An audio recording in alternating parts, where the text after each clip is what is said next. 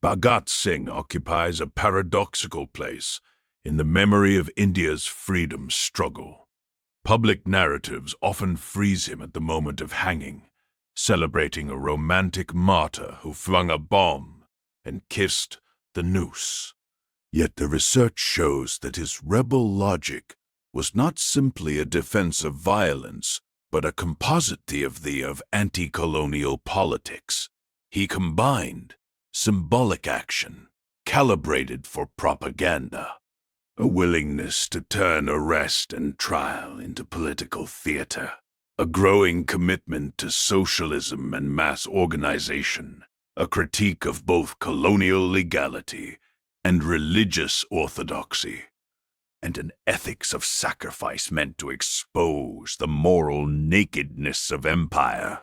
The trajectory matters because it shows a young revolutionary moving from exemplary acts towards a mature insistence on workers, peasants, political education, and organization. His own writings justify the assembly bombing as a warning to make the deaf hear, but by early 1931 he explicitly cautioned that mere bomb throwing could be harmful and that social reconstruction needed to proceed on a Marxist basis. To understand his politics, one must resist both hagiographic nationalism, which remembers only the martyr and not the thinker, and colonial reductionism that labels him a terrorist. His court statements rejected revolution as the cult of the bomb and the pistol, grounded politics in anti-exploitation and rational criticism, and placed the real revolutionary armies among peasants and workers. This script uncovers the layered logic behind his actions and argues that understanding Bhagat Singh requires reading the notebooks alongside the noose. Born in Banga, Lyalpur district, Punjab, Bhagat Singh grew up in a family steeped in anti-colonial agitation. His father Kishan Singh and uncle Ajit Singh were already active nationalists, and this environment instilled rebellion as normal terrain rather than a sudden detour. Even the simple fact of his birth illustrates the contested nature of the archive. Modern reference works disagree whether he was born on 27 or 28 September 1907.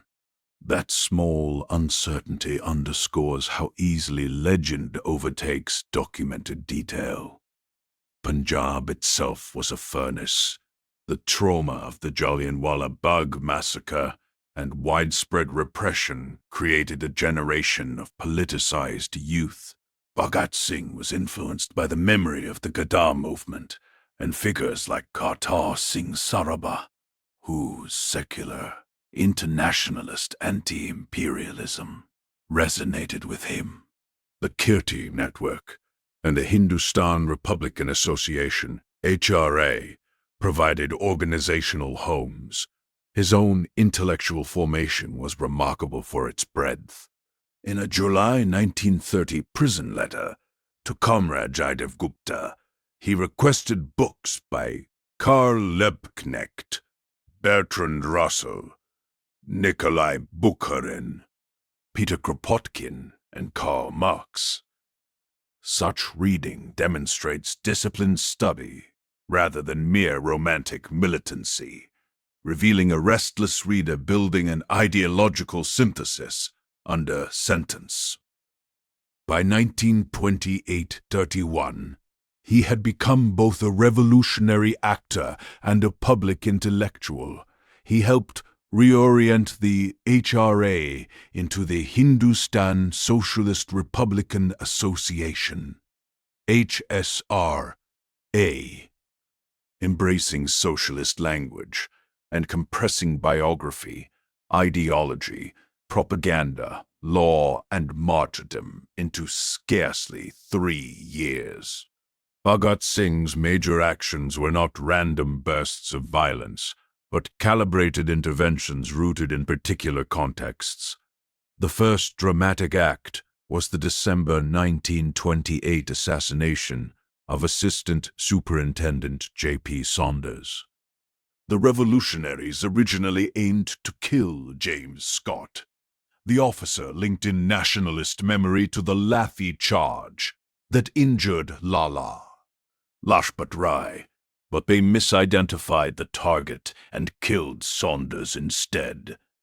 Strategically, the act fused retaliation, honor restoration, and deterrent messaging. It was framed as punitive justice for colonial brutality, even though contemporaries disputed the exact medical causal link between Rai's injuries and his death.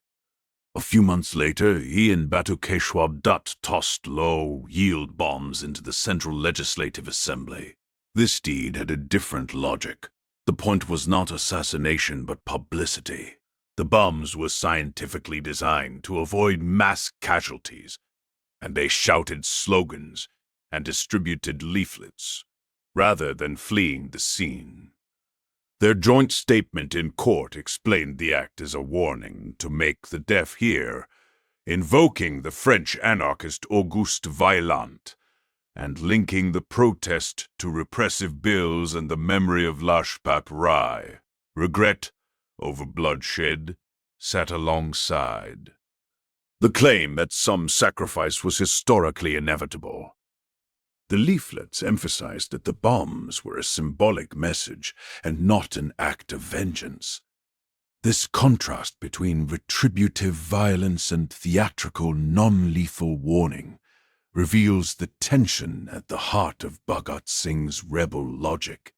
If the bombs were meant to attract attention, the real stage was the courtroom. In the June 1929 joint statement with B.K. Dutt, Bhagat Singh argued that the assembly bombs were meant as non-lethal propaganda. Their design avoided mass casualties, and minor abrasions on members proved intention rather than accident. The statement then defined revolution as a transformation of an unjust order rooted in exploitation, not personal vendetta, not a cult of the bomb and the pistol. By using the trial as a classroom, he turned colonial law into an indictment of empire. In the Lahore conspiracy case, the revolutionary defendants divided roles. Some cross-examined witnesses to expose the prosecution.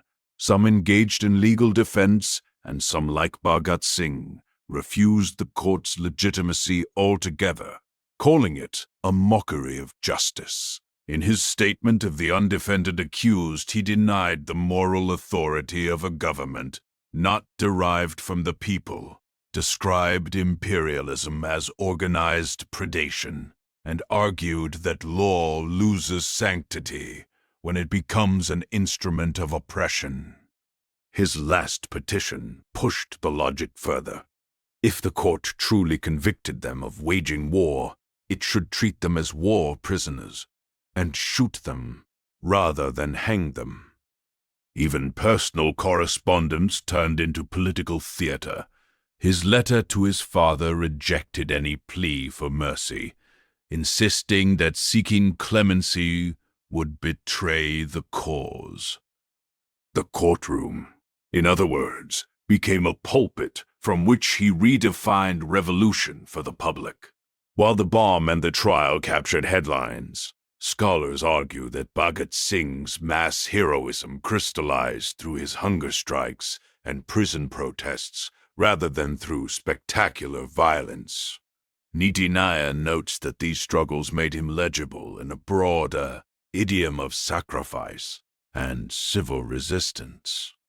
In prison, he and his comrades demanded political prisoner status, equal treatment with European inmates, decent food and reading material. When officials ignored their demands, they undertook prolonged hunger strikes. The struggle turned life into a weapon. The refusal to eat forced the state into a moral dilemma: concede political status, or reveal brutality through force feeding. The death of Jatin Das, after a 63-day fast, shocked the nation and drew attention to the cruel conditions in colonial jails. Jawaharlal Nehru's visit to the prisoners and his statements on the Thai hunger strike confirmed the seriousness of prisoner conditions and the brutality of forcible feeding.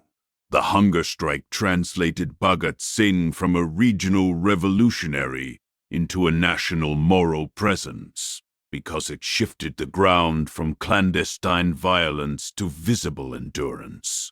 By turning his body into a battlefield, he aligned himself with older repertoires of satyagraha, even as he criticized Gandhian politics.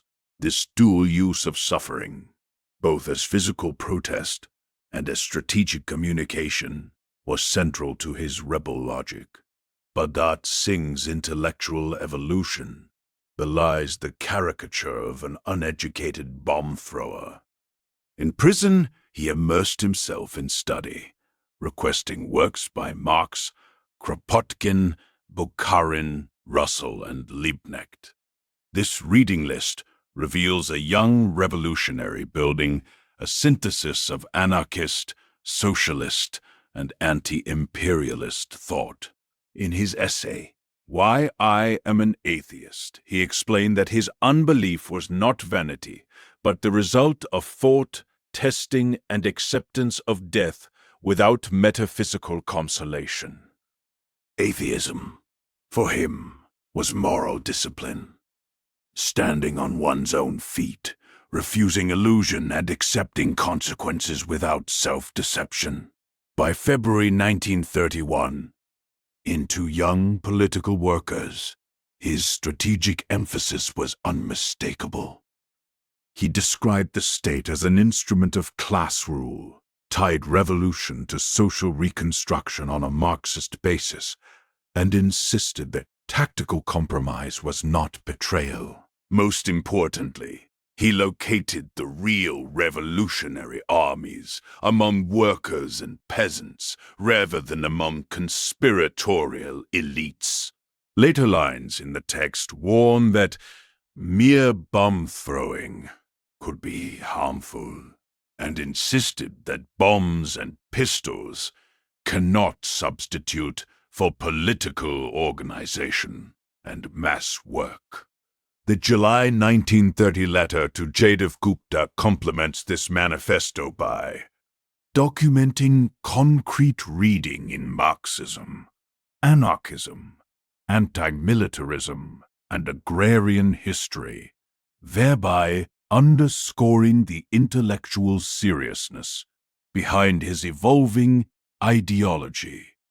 Bhagat Singh's transformation from an admirer of anarchist propaganda by deed to a Marxist concerned with class analysis and peasant mobilization reveals the depth of his critical engagement. The core of Bhagat Singh's rebel logic lies in the tension between spectacular actions and mass organization. Early actions like the assembly bombing served as symbolic signals to break through colonial deafness. Yet his later writings emphasized that bombs and pistols could not substitute for political organization. Harish K. Puri notes that while Bhagat Singh retained the attraction of dramatic action, he increasingly moved from anarchist or terrorist emphasis towards socialist and mass organizational thinking. Marxism entered his repertoire, not as rigid orthodoxy, but as a toolkit, class analysis, the state as class machinery, the centrality of workers and peasants, the legitimacy of tactical compromise, and an anti-imperial worldview tied to world revolution. However, anarchist residues remained in the attraction to sacrificial propaganda and anti-authoritarian moral style. He criticized Gandhian politics for its middle-class leadership and hesitation to mobilize peasants and laborers, but he also shared Gandhi's repertoire of public suffering. Niti Nair emphasizes that these overlaps are crucial because they explain how a militant revolutionary became a broad public hero. In other words, Bhagat Singh's rebel logic evolved from clandestine conspiracies to a call for organized class politics, without ever fully abandoning the appeal of dramatic gesture. This strategic evolution remains one of the most instructive parts of his legacy. The British colonial state responded to Bhagat Singh's actions with repression and procedural innovation. In the assembly bomb case, he and B.K. Dutt were tried for attempted murder and explosives charges. Sessions Judge Leonard Middleton sentenced them to transportation for life. On 12th June 1929, their statement contested the prosecution's interpretation of intent and emphasized the mismatch between charge language and declared intention. The subsequent Lahore conspiracy case unfolded under emergency law. The Governor-General issued an ordinance establishing a special tribunal which cut short ordinary due process. The Privy Council later affirmed that the Governor-General was the sole judge of whether an emergency existed under Section 72 of the Government of India Act, effectively insulating the ordinance from legal challenge. Historians regard the case as a paradigmatic instance of colonial emergency jurisprudence. Bhagat Singh and his comrades responded by using the tribunal to expose the political nature of the trial. They called the proceedings a mockery of justice and argued that a government not derived from the people had no moral authority. In his last petition, he argued that if the court truly convicted them of waging war, they should be treated as war prisoners and shot rather than hanged. On 23 March 1931, he was executed alongside Rajguru and Sukhdev in secrecy, a day earlier than announced, to preempt public protest. The legal record thus reveals a stark clash between colonial emergency powers and the revolutionaries' insistence on moral and political legitimacy. Public response to Bhagat Singh was mixed at first, but became overwhelming as the prison struggle unfolded. Scholarship emphasizes that he was not instantly nationalized by the Saunders assassination, or even the assembly bombing. Rather, the hunger strike and the death of Jatin Das created broader sympathy, including among people who did not endorse revolutionary violence. Nehru's prison visit statement documents the crisis in the jails, and his speech after the executions captures how Bhagat Singh's name was on every tongue, even among village children. The colonial reaction combined repression, emergency legislation, and anxiety about symbolic contagion, forcible feeding, the special tribunal, and attempts to control press coverage show the British state's desire not only to punish, but to manage the political meaning of the accused. Gandhi's reaction remains a long-standing site of emotional and political controversy. The documentary record shows two things simultaneously. He condemned revolutionary violence and the cult of the bomb. Yet supporters argue that he also sought commutation for Bhagat Singh, Sukhdev, and Rajguru in the final days. Critics, especially in the Nurani tradition, maintain that these efforts were too limited or subordinated to other priorities. A balanced account thus presents the Gandhi debate as an enduring issue rather than flattening it into either betrayal or full support. Public memory, mediated through newspapers, portraits, and later films. Portraits, and later films. Turned Bhagat Singh into a hero and an icon of youth rebellion.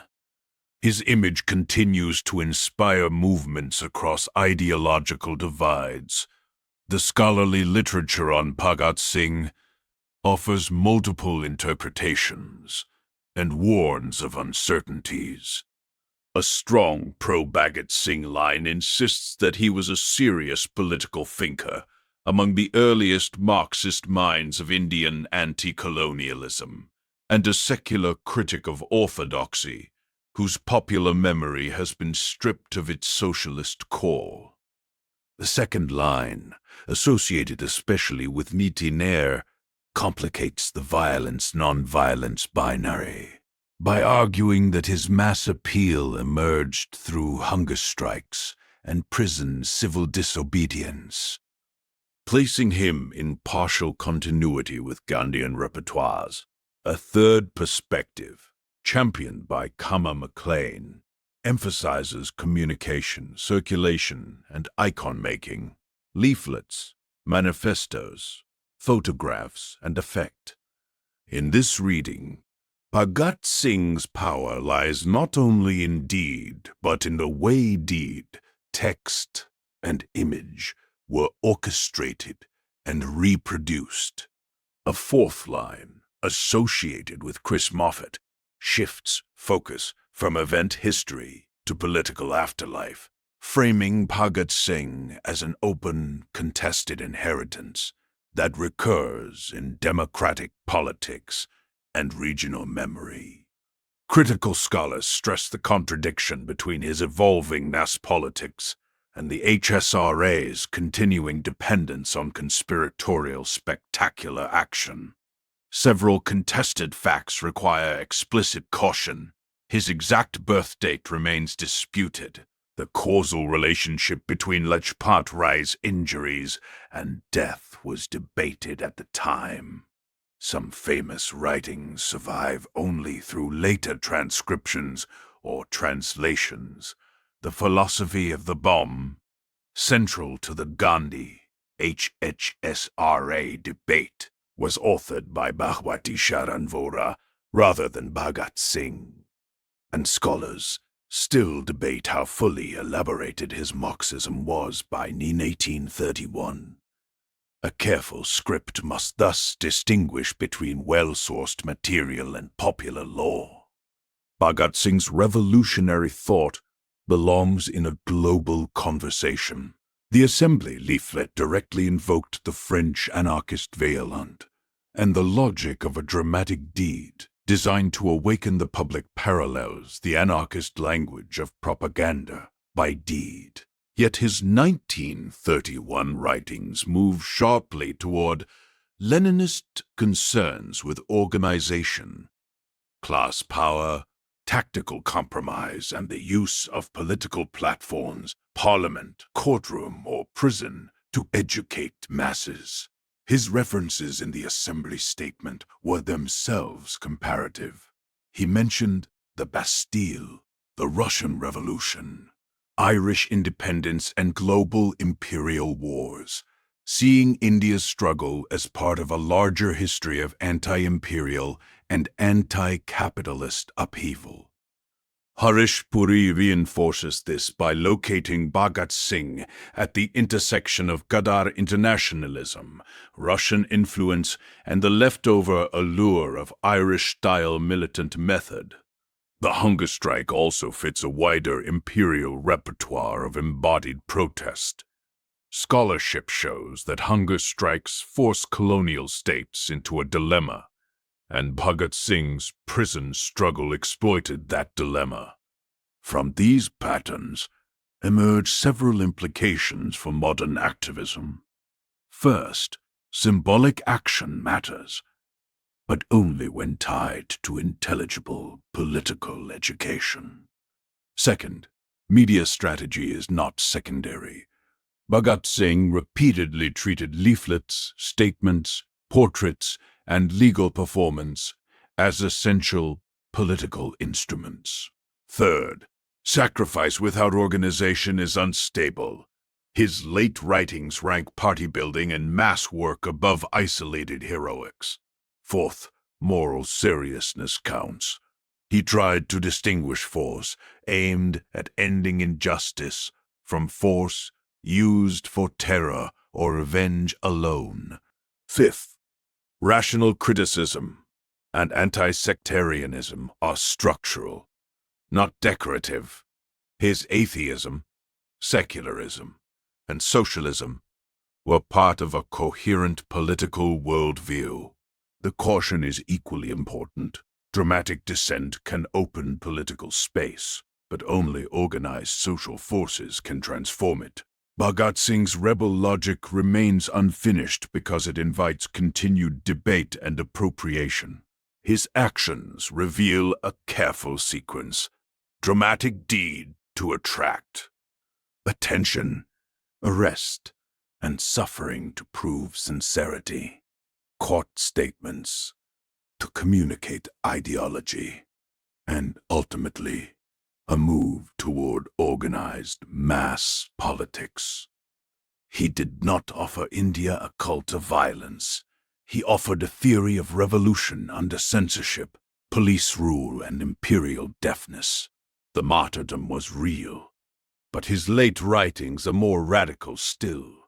Workers and peasants, not heroic conspirators, were the real revolutionary armies. He called explicitly for reconstruction on a Marxist basis and warned that mere bomb-throwing could harm the cause. The British tried to turn a conspiracy case into law. Bhagat Singh tried to turn law into an indictment of empire. Gandhi condemned his methods, yet India could not stop speaking his name. His unfinished lesson is brutal and simple. A dramatic act may start the signal, but only organized people can finish the revolution. Today, as movements around the world grapple with state repression and questions of means and ends, Bhagat Singh offers a complex example. He shows that symbolic violence can be ethically justified when other avenues of speech are blocked.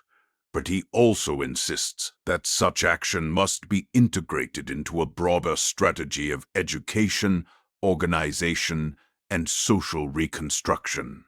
Understanding his rebel logic thus means reading his notebooks as closely as his final photograph and recognizing that the struggle against exploitation demands both courage and critical thought.